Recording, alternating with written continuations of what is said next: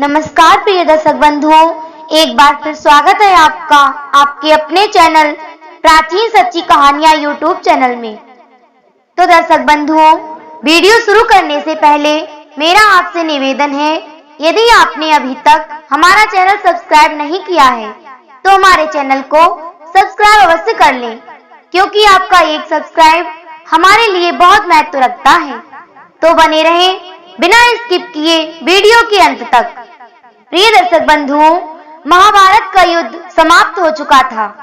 युद्ध भूमि में चारों तरफ योद्धाओं के फटे वस्त्र, मुकुट, टूटे हुए शस्त्र और टूटे हुए रथों के पहिए आदि बिखरे पड़े हुए थे और वायुमंडल में घोर उदासी पसरी हुई थी।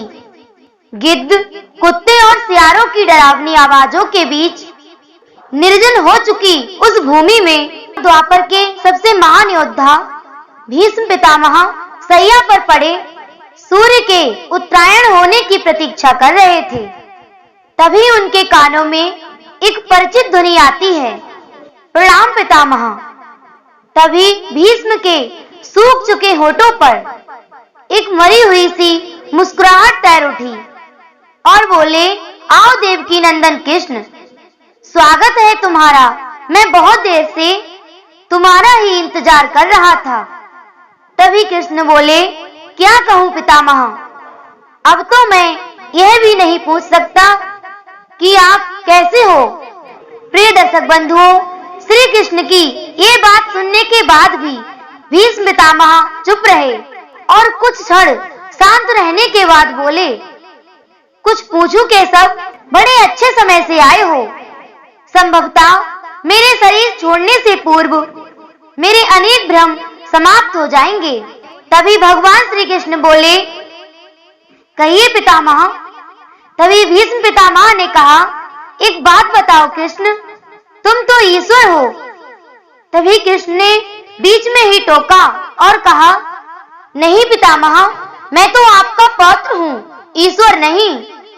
तभी पितामह भीष्म उस घोर पीड़ा में भी ठहाके लगाकर हंस पड़े और बोले, कृष्ण, मैं अपने जीवन का स्वयं कभी आकलन नहीं कर पाया। संभवतः मैं यह नहीं जानता कि यह अच्छा रहा या बुरा, और अब तो इस धरा से मैं जा रहा हूँ कृष्ण, मुझे अब तो ठगना छोड़ दो। तभी श्री कृष्ण भीष्म पितामह के थोड़ा पास आए और बोले, कहिए पितामह, क्या पूछना चाहते हैं आप। भीष्म पितामह बोले, एक बात बताओ कृष्ण, इस युद्ध में जो भी हुआ वो ठीक था क्या। तभी श्री कृष्ण ने कहा, किसकी ओर से पितामह, पांडवों की ओर से या कौरवों की ओर से।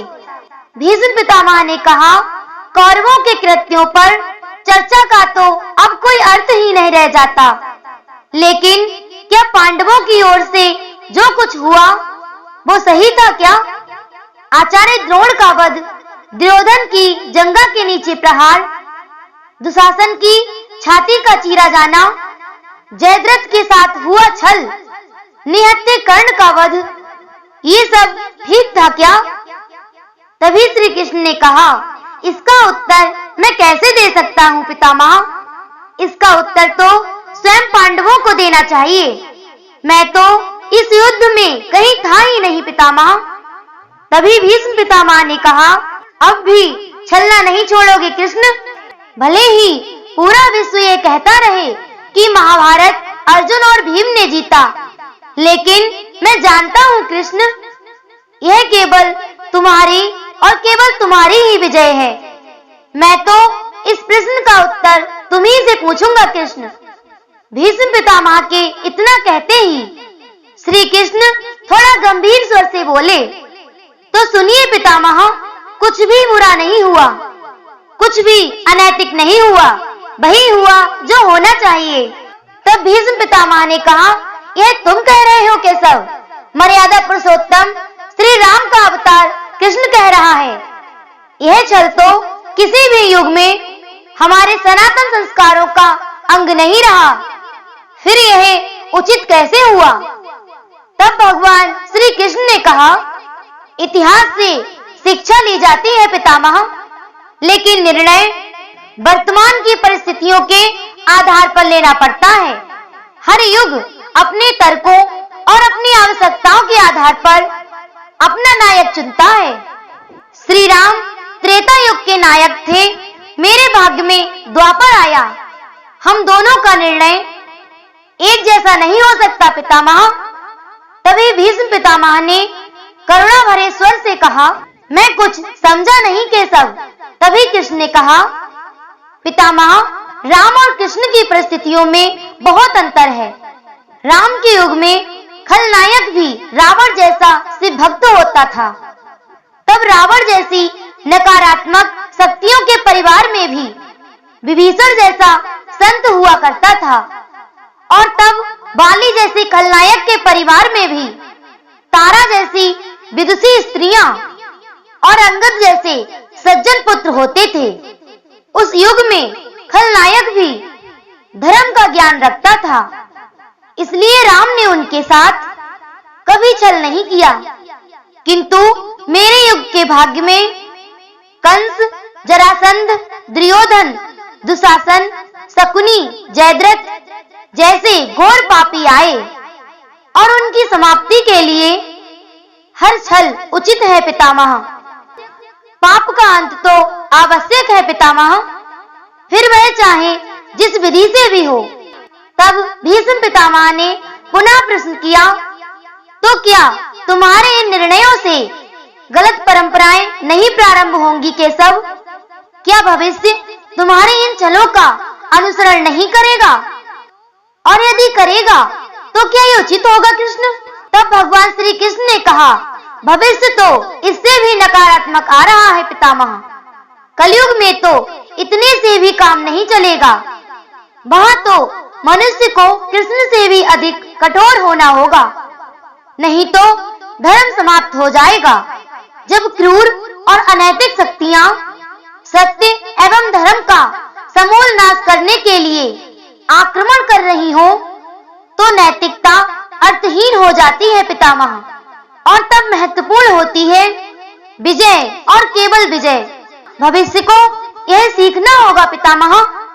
तब भीष्म पितामह ने पूछा, क्या धर्म का भी नाश हो सकता है केशव? और यदि धर्म का नाश होना ही है, तो क्या मनुष्य इसे नहीं रोक सकता? तब भगवान श्री कृष्ण ने कहा, सब कुछ ईश्वर के भरोसे छोड़कर बैठना मूर्खता होती है पितामह। ईश्वर स्वयं कुछ भी नहीं करता, वह तो केवल मार्गदर्शन करता है। सब कुछ मनुष्य को ही करना पड़ता है। और आप तो मुझे भी ईश्वर कहते हैं ना, तो बताइए पितामह, मैंने स्वयं इस युद्ध में कुछ किया है क्या? सब कुछ तो पांडवों को ही करना पड़ा ना पितामह। ईश्वर स्वयं कुछ नहीं करते, ईश्वर तो सिर्फ राह दिखाते हैं। सब कुछ हमें ही करना पड़ता है, और ईश्वर के भरोसे हाथ पर हाथ रखकर बैठे रहना, ये तो मूर्खता है। कर्म तो सबको करना ही पड़ेगा। दर्शक बंधुओं, ये थी आज की हमारी छोटी सी जानकारी। उम्मीद करती हूँ वीडियो अच्छी लगी होगी। यदि अच्छी लगी हो तो वीडियो को लाइक करें और कमेंट में राधे राधे जय श्री कृष्ण अवश्य लिखें। अधिक से अधिक लोगों तक शेयर करें। फिर मिलेंगे इसी तरह की एक ज्ञानवर्धक जानकारी के साथ। इसी के साथ दर्शक बंधुओं, राधे राधे जय श्री कृष्ण।